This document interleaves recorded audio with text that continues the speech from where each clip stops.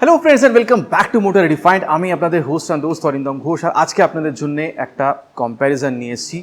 বাজাজ শোরুমে দুটো 250cc বাইকই compare করবো। 2024 Bajaj Dominar 250 and 2024 Bajaj Pulsar N250, দুটোই 250cc।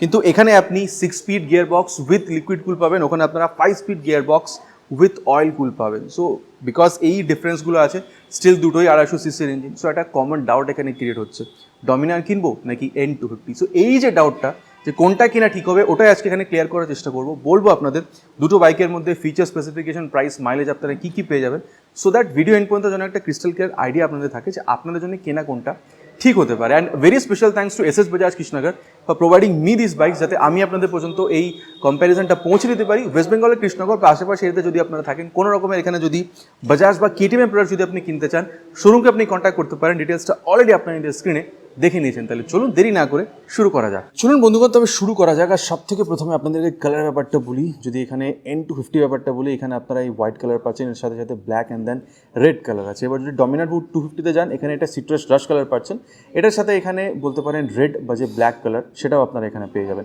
আর তারপর যদি প্রাইসটার ব্যাপারে বলি, N250 আপনারা 1,86,000-এর আশেপাশে বলতে পারেন যে ওর অন রোড প্রাইসটা পাবেন। কিন্তু যখন ডমিনার 250তে যাচ্ছেন, মোটামুটি 2,20,000 থেকে 25-এর মধ্যে আপনি এখানে প্রাইসটা পাচ্ছেন। সো বলতে পারেন দুটোর মধ্যে মোটামুটি 30 থেকে 35,000 টাকার একটা প্রাইস গ্যাপ আছে। কিন্তু হ্যাঁ, এই যে প্রাইসটা বললাম, এটা কিন্তু according to West Bengal Krishnanagar বলেছে। এবার আপনাদের এরিয়াতে ওপর নিচে হতে পারে, ডিপেন্ডিং আপন ইন্স্যুরেন্স অ্যান্ড RTO চার্জেস।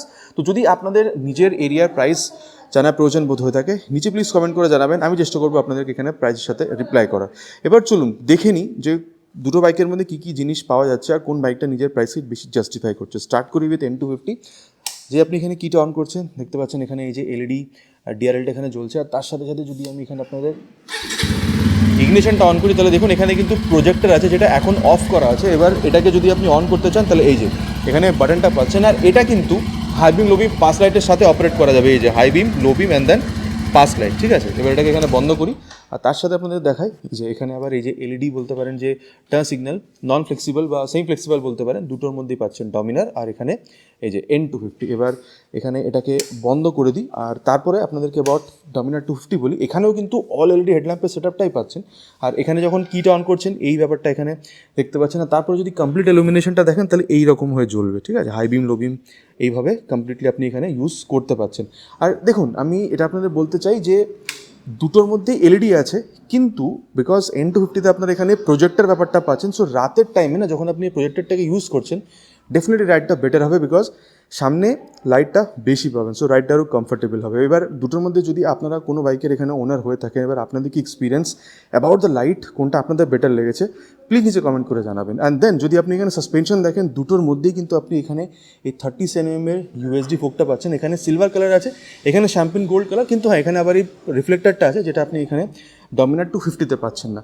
কিন্তু হ্যাঁ দেখুন, একটা ব্যাপার তো খুব ক্লিয়ার যে N250টাকে ফোকাস করা হয়েছে মানে সিটি রাইডসের জন্য বেশি, কিন্তু এখানে ডমিনারটাকে ফোকাস করা হয়েছে ক্রুজিংয়ের জন্য বেশি। অ্যান্ড দেন এই জন্যই আপনি বলতে পারেন যে এইখানে কোম্পানি এটা মেনশনও করেছে যে এই যে হুইল ট্রাভেল, যেটা না মানে বলতে পারেন সাসপেনশন কতটা খেলবে, 135 mm পর্যন্ত। সো যদি উবার খাবার রাস্তাতেও যদি যান, এখানে USD হওয়া সত্ত্বেও একটু কমফর্টেবল রাইড আপনি ডমিনার 250তে বেশি পাবেন। সো এটা একটা ব্যাপার আছে।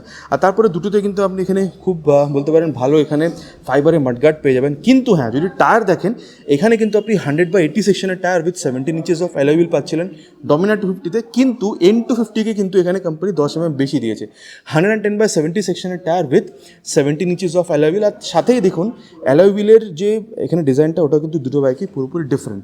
কিন্তু হ্যাঁ, যদি আপনি এখানে দুটোরই মানে ব্রেকিং সিস্টেম দেখেন বা বলতে পারেন সেফটি, দুটোর মধ্যে কিন্তু ডুয়াল চ্যানেল আছে। কিন্তু N250তে স্পেশাল কি, এখানে ABS মোড দেওয়া আছে, প্লাস আপনি এখানে ট্র্যাকশন কন্ট্রোল সিস্টেম পাচ্ছেন। আর তারপরে এখানে যদি আপনি দুটোরই ফ্রন্টের বলতে পারেন যে ডিস্ক দেখেন, তাহলে এখানেও কিন্তু 300 mm আছে উইথ গ্রেমিকা ক্যালিপার। কিন্তু এখানে স্পেশাল কি, এখানে আপনি এই যে পেটেল ডিজাইনটা পাচ্ছেন, সো দ্যাট যখন ব্রেকিং হবে না, তখন এখানে হিট জেনারেট হবে। And because of this petal design, হিটটাকে বাইরে ফেলে আরও ভালো ব্রেকিং করতে এই পেট্রোল ডিজাইনটা হেল্প করে। সাথে সাথে দেখতে পাচ্ছেন এখানে গ্রেমিকা ক্যালিপার, আর এটা কিন্তু রাইট মাউন্টেড আছে, কিন্তু আপনি যখন এখানে ডমিনারে আসছেন এটা কিন্তু আপনি এখানে লেফট মাউন্টেড পাবেন। আর এখানে দেখুন এই বাইব্রে ক্যালিপার আছে, আর এখানেও 300 mm আছে, কিন্তু এখানে ওই পেট্রোল ডিজাইন ব্যাপারটা নিয়ে। আর দেখতে পাচ্ছেন এবিএস সিলিংটা তো এখানে আছেই। আর দেখুন এইবার আপনাদেরকে অ্যাবাউট ইঞ্জিন বলি। আর তার আগে দেখুন ফ্রন্ট সেকশনে যদি দেখেন, বলতে পারেন N250-তে আপনি জিনিস একটু বেটার পাচ্ছেন, কারণ কি লাইটটা এখানে প্রজেক্টর আছে, বলতে পারেন টায়ারটাও 10 mm বেশি, আর এখানে এই যে পেট্রোল ডিজাইন আছে, কী হেল্প করে সেটা তো আপনাদের এখনই বললাম। এরপরে আপনাদেরকে আমি ইঞ্জিনের ব্যাপারটা বলে দিই। যখন আমি N250 ব্যাপারটা বলছি, এখানে আপনারা 249.07 cc SOHC 2 valve oil cool fuel injected engine পাচ্ছেন। এটাকে কিন্তু নোট করবেন, SOHC 2 valve oil cool with 5 speed gearbox. তার সাথে সাথে পাওয়ার যদি দেখেন 24.5 PS max power with 21.5 Nm of torque. আর এখানে স্লিপ অ্যান্ড অ্যাসিস্ট ক্লাচ আছে। স্লিপ অ্যান্ড অ্যাসিস্ট ক্লাচ কিন্তু আপনি ওখানে ডমিনারেও পেয়ে যাচ্ছেন। আর তার সাথে এখানে যদি আপনি ইঞ্জিন কাউলটা দেখেন, এখানে কিন্তু প্যাকেজিংটা খুব সুন্দর, ওভারঅল কোয়ালিটিটা আপনি এখানে খুবই ভালো পাচ্ছেন। আর তার সাথে সাথে দেখছেন এই যে এই ক্র্যাশ গার্ড দুটোতেই আছে। সো গাড়ি যদি কখনও সাইড ওয়াইজ পড়ে, ভগবান না করুক পড়ুক, কিন্তু যদি কোনো সাইড ওয়াইজ পড়ে তাহলে ওই স্ক্র্যাচেস ডেন্টের পসিবিলিটিটা এখানে বলতে পারেন দুটো বাইকে কিন্তু খুব বেশি হবে না। আর এরপরে যদি আপনাদেরকে এখানে আমি ডমিনারের ব্যাপারটা বলি, এখানে ইঞ্জিন ক্যাপাসিটি প্রায় সেম 248.77 cc, কিন্তু হ্যাঁ এখানে SOHC ছিল, এখানে DOHC, এখানে 2 valve, এখানে আপনি 4 valve পাচ্ছেন। আর এখানে এই যে অয়েল কুলিংয়ের সেট আপ ছিল, আর এখানে এই যে আপনি এখানে কুলেন্ট আর এই যে লিকুইড কুলিংয়ের জন্য পুরো রেডিয়েটার, এই সিস্টেমটা আপনারা পাচ্ছেন। আচ্ছা, এরপরে এখানে কিন্তু 27 PS এর ম্যাক্স পাওয়ার আছে, 23.5 নিউটন-মিটারের ম্যাক্স টর্ক আছে। সো পাওয়ার অ্যান্ড টর্ক দুটোই কিন্তু আপনারা এখানে বেশি পাচ্ছেন। আর তার সাথে সাথে বলে দিই, ABS মোড বা ট্র্যাকশন কন্ট্রোল সিস্টেম তো নেই, কিন্তু এখানে আপনি স্লিপ অ্যান্ড অ্যাসিস্ট ক্লাচ কিন্তু পেয়ে যাচ্ছেন। আর তার সাথে সাথে আরেকটা কথা, এখানে 5 স্পিড গিয়ার বক্স ছিল, এখানে 6 স্পিড গিয়ার বক্স। সো এটা কিন্তু one of the deciding factors, because এখানে আপনি DOHC, 4 valve, লিকুইড কুল, সাথে সাথে 6 স্পিড গিয়ার বক্স, এই চারটে জিনিস আপনি এখানে অ্যাডভান্স পাচ্ছেন। So definitely because of power torque এখানে বেশি আছে, সো আপনি এখানে অ্যাক্সেলারেশনটাও বেটারই পাবেন। এটা একটা একদম বলতে পারেন ডেফিনেট কথা। তার সাথে আপনাদের যদি আমি এখানে এই ফুট রেস্ট বা যদি ব্রেক টিভালের কোয়ালিটিটা বলি, দুটো বাইকে কিন্তু আপনারা এখানে খুব ভালো পেয়ে যাচ্ছেন, কিন্তু হ্যাঁ দুটো বাইকে ডিফারেন্ট আছে। এরপরে চলুন আপনাদেরকে আমি এখানে আওয়াজটা শুনিয়ে দিই। স্টার্ট করি উইথ N250, আর দেখতে পাচ্ছেন দুটো বাইকে কিন্তু আপনারা ডুয়াল বারের এক্সস্ট পাচ্ছেন। স্টার্ট করি উইথ N250।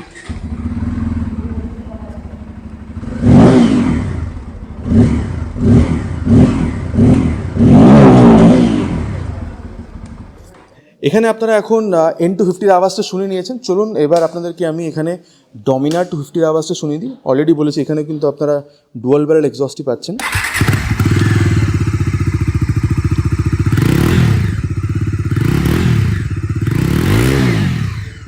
দেখুন দুটো বাইকেরই ব্যাপার আপনারা এখানে কমপ্লিটলি শুনে নিয়েছেন। এবার আপনাদের কোনটা বেটার লাগলো আপনারা বলবেন। আচ্ছা, এবার আমি দুটো বাইকে আরেকবার এখানে অন করে দিই, সো দ্যাট আপনাদেরকে রিয়ার সেকশনটা আমি যেন ভালো মতন বোঝাতে পারি। দেখুন এখানে দুটোতেই আপনি LED টেল ল্যাম্প পাচ্ছেন, কিন্তু N250 আর এখানে ডমিনার 250 দুটোতেই কিন্তু টেল ল্যাম্প আলাদা, আর দুটোই নিজের হিসাবে ভালোই লাগে দেখতে। এবার আপনাদের কি অনুভব, কোনটা আপনাদের বেটার লাগে সেটা প্লিজ আপনারা নিচে কমেন্ট করে জানাবেন। কিন্তু হ্যাঁ তারপরে যদি দেখেন এই যে এখানে গ্র্যাব হ্যান্ডেল কিন্তু আপনারা এখানে দুটো বাইকেই পাচ্ছেন, আর খুব ভালোই বলতে পারেন। আর তারপরে এই যে ওখানে টেল টাইডিটা আলাদা, এখানে আলাদা, কিন্তু হ্যাঁ ওখানে ওই বলতে পারেন টায়ার হ্যাগারটা নেই, যেটা আপনি N250-তে পাচ্ছেন। আর তারপরে যদি দেখেন তাহলে দুটোতেই কিন্তু আপনি এখানে টায়ার যখন দেখছেন এটাতেও ডিফারেন্সিয়েট আছে। ওখানে 130/70 সেকশনের টায়ার আছে, আর এখানে আপনি 140 সেকশনের টায়ার পাচ্ছেন। বাকি দুটোতেই আপনি 17 ইঞ্চেসে অ্যালয় হুইলও পাচ্ছেন, 140/70 if I am not wrong, with 17 inches of alloy wheel. আর হ্যাঁ এখানে কিন্তু 230 mm এর পেটেল ডিস্ক আছে, ওখানে 230 mm আছে, কিন্তু পেটেলটা নেই। এবার পেটেল ডিজাইনটার কী বিশেষত্ব সেটা আপনাদের অলরেডি আমি বলেছি। এবার হ্যাঁ ABS রিং কিন্তু আপনারা দুটোতেই পাচ্ছেন, আর ওই বলতে পারেন যে রিয়ার হুইল লিফট আপ প্রোটেকশন ওটাও আপনারা দুটোতেই পেয়ে যাবেন। তারপর এখানে দেখতে পাচ্ছেন এই যে এই বক্স সিস্টেম সুইংগাম, এটাও কিন্তু আপনারা এখানে দুটোতেই পাচ্ছেন। আর তারপরে আমি যদি আপনাকে এখানে লেফট পোর্শনটার ব্যাপারে বলি, তাহলে কিন্তু দুটোতেই এখানে আপনারা এই যে সারি গার্ড এটাও পাচ্ছেন। এবার দেখুন যদি আপনি ব্রেকিংয়ে দেখেন দুটোতেই সেম, টায়ারে কিন্তু N250 একটু এগিয়ে যাচ্ছে, বিকজ ওখানে 140 সেকশনের টায়ার আছে। আর তারপরে যদি আপনি এখানে সাসপেনশন দেখেন, দেখুন দুটোতেই কিন্তু এই যে মনোশক ব্যাপারটা কিন্তু আপনি দুটোতেই পাচ্ছেন, কিন্তু ডমিনার 250-তে এই যে নাইট্রক্স ব্যাপারটা আছে, যেটা আপনারা এখানে পাচ্ছেন না N250-তে। সো বলতে পারেন সাসপেনশনে খুব বেশি ডিফারেন্স না হলেও, because of the Nitrox monoshock suspension, এটা একটু আপনাকে বেশি কমফোর্টেবল রাইড দেবে, ঠিক আছে। ডমিনার 250 ব্যাপারটা আপনাদেরকে বললাম। আর তারপরে আপনি আপনাদেরকে এই যে লেফট পোর্শনের ব্যাপারটা আরেকবার বলি, বক্স সিস্টেম সুইংগাম দুটোতেই আছে।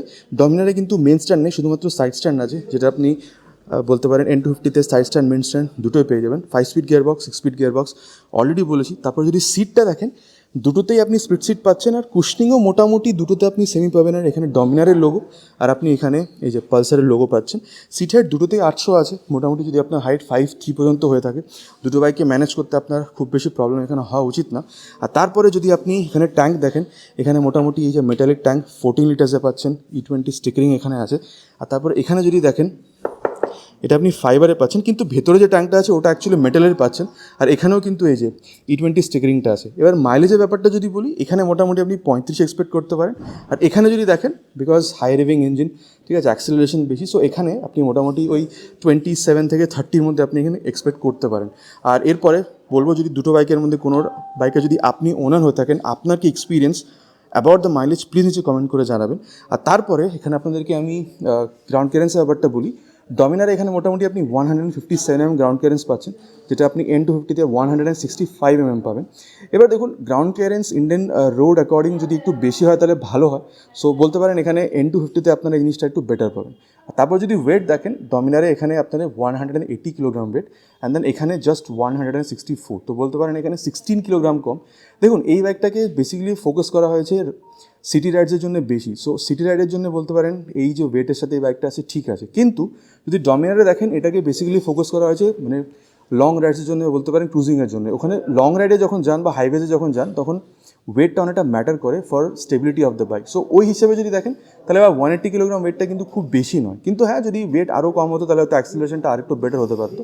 সো ওয়েটের প্লাস মাইনাস দুটোই আছে। এবার আপনাদের কোনটা বেটার লাগছে, N250 না Dominar 250, it's up to you, and please নিচে কমেন্ট করে এটার ব্যাপারে জানাবেন। তারপরে আপনাদেরকে এখানে যদি হ্যান্ডেল বারটা বলি, এই যে ডমিনারে কিন্তু এখানে যথেষ্ট বলতে পারেন একটা চওড়া হ্যান্ডেল বার আছে। আর হ্যাঁ, সিটটার থেকে যদি আপনি হ্যান্ডেল বারটা দেখেন, যথেষ্ট আপরাইট রাইডার পজিশন আছে, সো দ্যাট রাইডিং পজিশনটার জন্য কমফোর্টেবল হয়, আর আপনি যেন বেশি লং রাইডের জন্য আপনি যেতে পারেন। সো ওইটা এখানে কিন্তু আপনি ডমিনারে পাচ্ছেন। আর সাথে সাথে দেখুন, এখানে পাস লাইটের সুইচ, হাই বিম, লো বিম, টার্ন ইন্ডিকেটার্স, হর্ন ঠিকঠাক, খুব বেশি লাউড না। রাইট সাইডে আপনি এখানে ইঞ্জিন কিল সুইচ পাবেন, অ্যান্ড দেন এখানে হেডল্যাম্পটাকে অন অফ করার জন্য সুইচ আপনি এখানেও পাচ্ছেন।